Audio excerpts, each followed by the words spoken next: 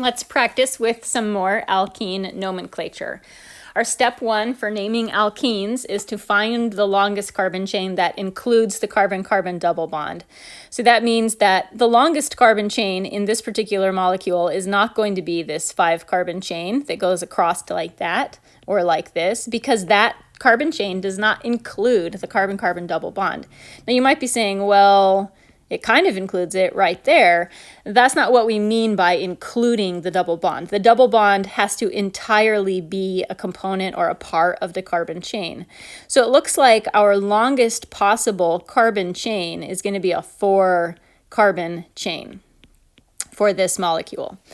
And there are 3 different ways that we can get a 4-carbon chain. So one is right here, one is right here, and then this one, which is identical to the previous one. We haven't practiced this for a while, but when you have multiple ways of coming up with the exact same length of a carbon chain, your best method is to choose the carbon chain that has the most substituents. So if we choose this as our carbon chain, we have 1 substituent attached.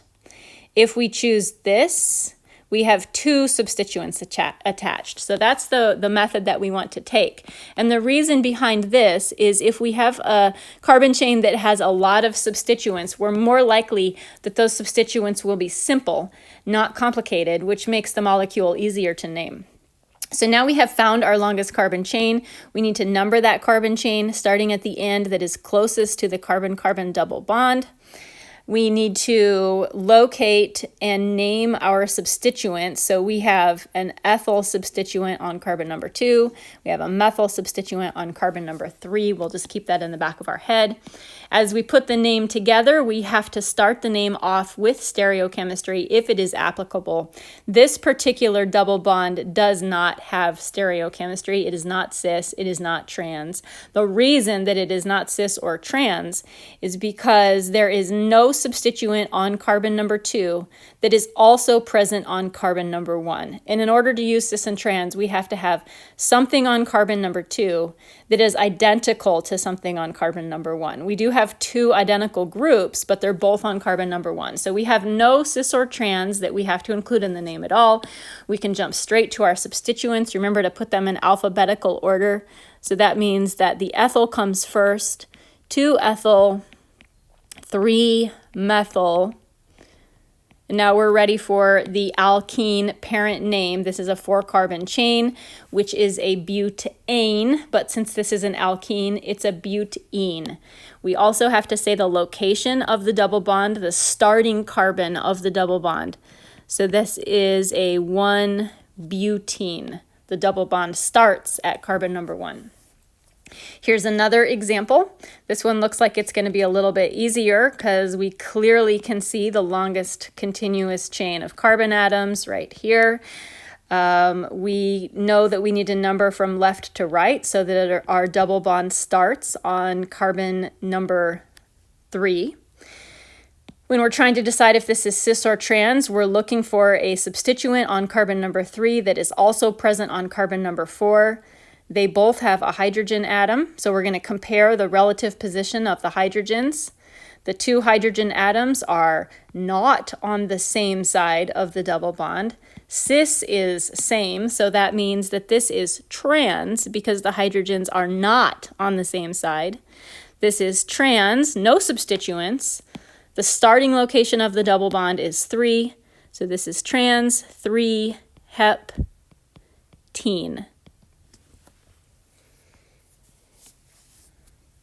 And here are some more examples, which I'm going to start going faster. So here we're finding the longest continuous chain of carbon atoms. We are numbering the chain starting at the end closest to the double bond. This particular carbon-carbon double bond is neither cis nor trans. Just as a tip, if your double bond is always starting at carbon number 1, it's never, ever going to be cis or trans. Let's name our substituents. We have 4-ethyl. Remember, these are going alphabetically. 4-ethyl, 2-methyl, 1-hexene.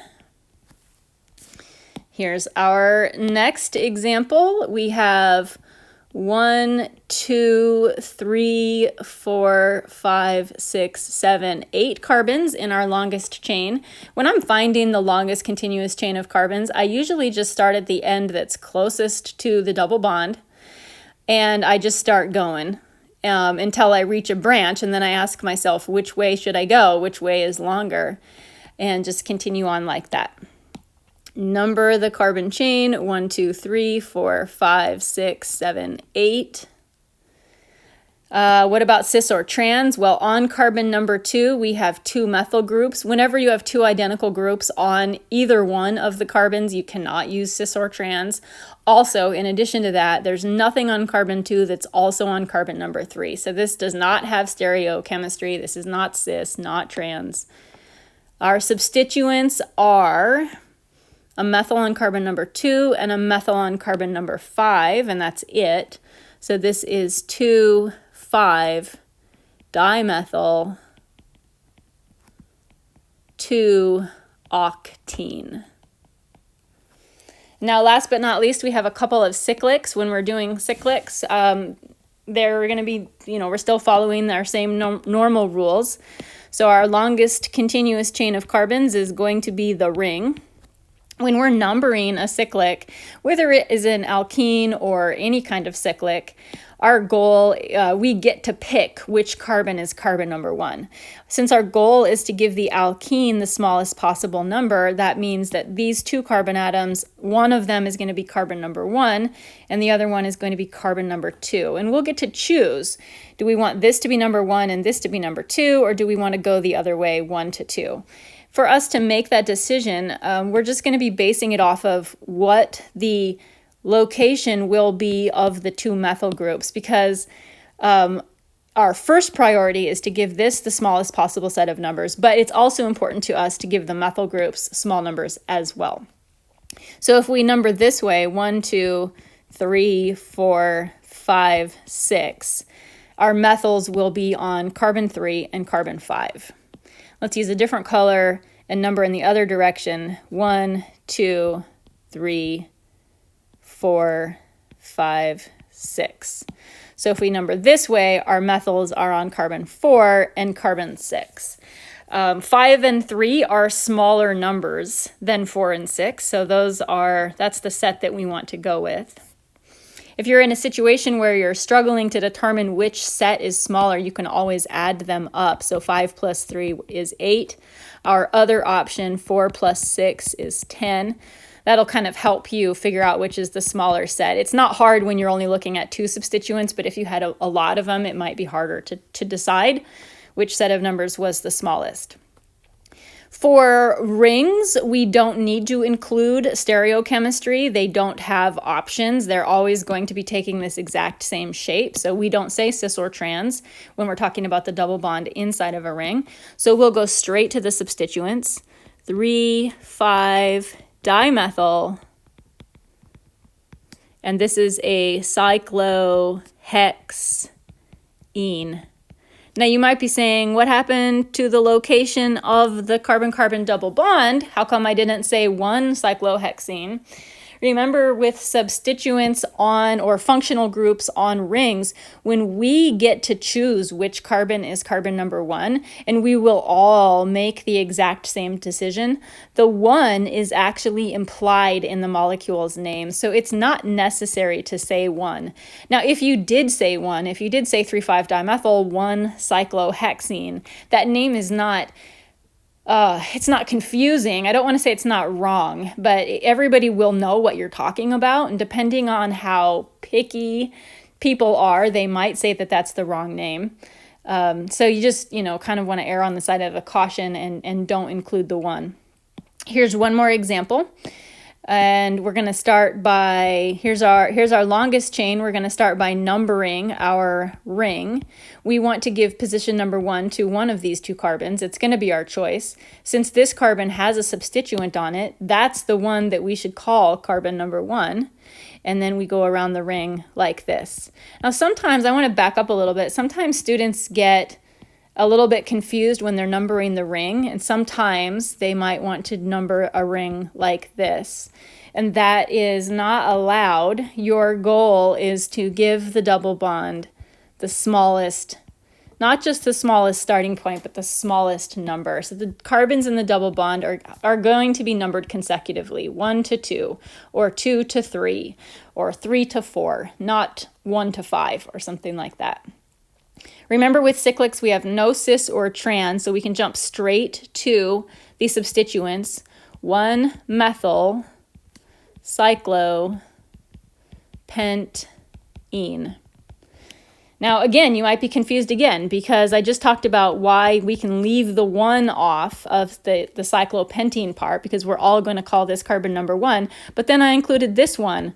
So if I'm leaving the 1 off from here, why do I have to include the 1 over here? Well, remember that we will all agree that this carbon right here is going to be carbon number 1. But the methyl group is not required to be attached to carbon number 1. The methyl group could be attached anywhere on the ring. And because there are options about where the methyl group could be attached, different constitutional isomers, for example, the location of that substituent is never implied. It always has to be indicated. The only time that we will imply the location of a substituent on the ring is when we have an alkane, not an alkene, with 1 single substituent on it, in which case, again, we all agree that this is carbon number 1, and so its location does not need to be specified. So the only time that we leave a number out of an alkene's name is when there's no other place that particular substituent could go, and we will all agree that it is a carbon number 1.